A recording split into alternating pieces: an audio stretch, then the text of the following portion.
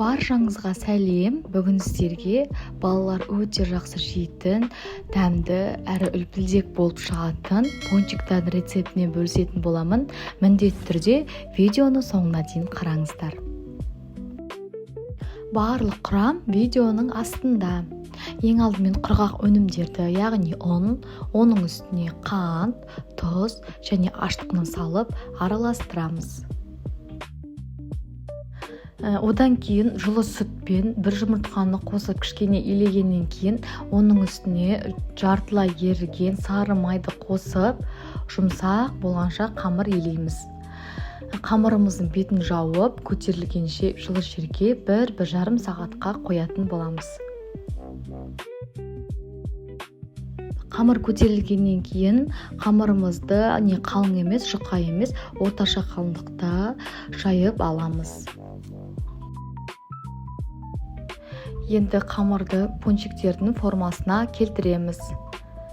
Міне мен осындай форма қолдандым. Өте әдемі болып шығады.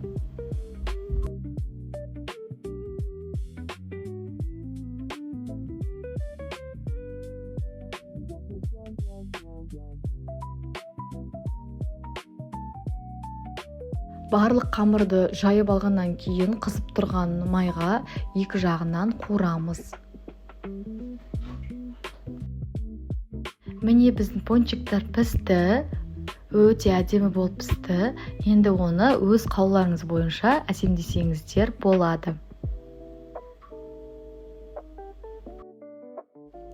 Енді кез келген шоколадты алып ерітсеңіздер болады. Мен осында Калиболт және молочный шоколадты пайдаландым.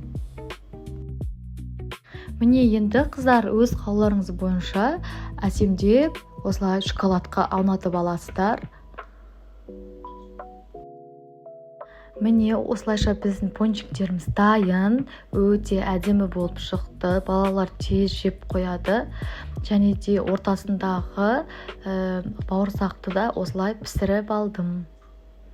Барлықтарыңызға рахмет. Арнама тіркеліп, ұнаса пікір қалдыруды ұмытпаңыздар.